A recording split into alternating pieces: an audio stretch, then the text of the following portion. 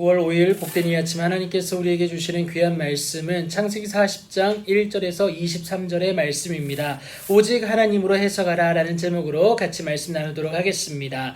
보디발의 집에서와 마찬가지로 감옥에서도요, 그 재반 사무를 요셉이 맡아서 처리하게 됩니다. 가정총무와 같은 옥중총무가 된 것이죠. 이곳에서 각종 정치범들을 만나면서 그들의 학식과 또 경험을 자신의 것으로 만들어내는 귀한 일들을 겪게 됩니다.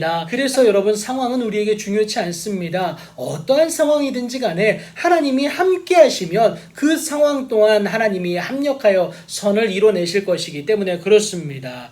여러분, 그 후에 그러니까 두 관원장을 만나게 됩니다. 그렇게 여러 날이 지나 그들에게 요셉이 들어가는데 그날따라 얼굴에 근심빛이 너무나도 짙게 있다라는 거예요. 그런데 왜 그런지를 묻자 이들이 대답하기를 우리가 꿈을 꾸었는데 도저히 해석해 줄 자가 없다라는 겁니다. 감옥이니까 당연하죠. 이들에게 요셉이요, 하나님이 이것을 온전히 해석할 수 있으니까 내게 알려달라고 요청을 합니다. 이전에 꿈을 꿔본 그였고요, 무엇보다 세상에서 가장 크신 하나님의 뜻대로 살아내고자 노력했던 요셉이었기 때문에 하나님의 뜻에 민감하게 반응할 수 있었기 때문에 이렇게 자신 있게 얘기를 합니다. 먼저 술 맡은 관원장이 그의 꿈을 요셉에게 말하는데요, 내 앞에 포도나무가 있는데 그 나무에 3가지가 있었다. 그리고 싹이 나서 꽃이 피고 포도상이가 있었고 내 손에는 바로의 잔에 포도를 따서 그 즙을 들고 손에 들였다라는 것을 말을 합니다. 요셉의 해석이 뒤이어서 시작되는데요,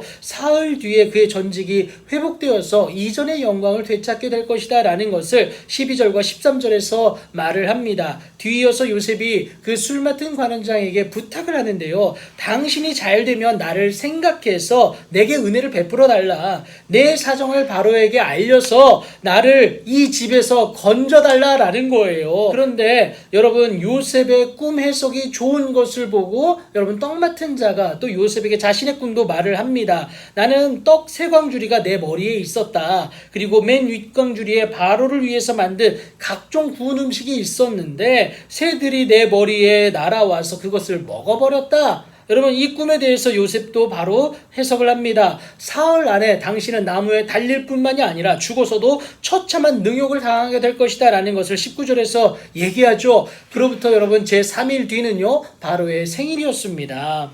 바로가 그의 모든 신하를 위하여 잔치를 베풀 때에 두 관원장의 머리를 들게 하는데 요셉의 해석처럼 두 사람의 앞날이 갈리게 됩니다. 하지만 그렇게 전직이 회복된 술 맡은 관원장이 요셉을 기억하지 못하고요, 그를 완전히 잊어버리게 됩니다. 이로 인해서 요셉의 기다림은요, 그로부터 만 2년이 더 흘러야 됐습니다. 당연한 결과예요. 여러분, 사람은요, 자신의 안위를 지키는 것에 급급하지 타인을 신경 쓴다는 것은 여간에서는 쉽지가 않은 일이기 때문에 그렇습니다. 기억하기도 힘들어요. 그래서 나의 내일을 지키시고 또 해석해 나가실 분은 오직 하나님뿐이다 라는 것을 여러분 꼭 기억하시기 바랍니다. 해석은 하나님께 있지 절대 사람에게 있지 않습니다. 해석을 하나님께 둔다는 것은요, 하나님을 절대적으로 의지한 결과 아니겠습니까? 내게 일어난 상황을 세상의 관점으로 해석하고요, 그 논리로 풀어간다면요, 딱 거기까지일 수밖에 없어요. 하지만 하나님으로 해석하고 하나님의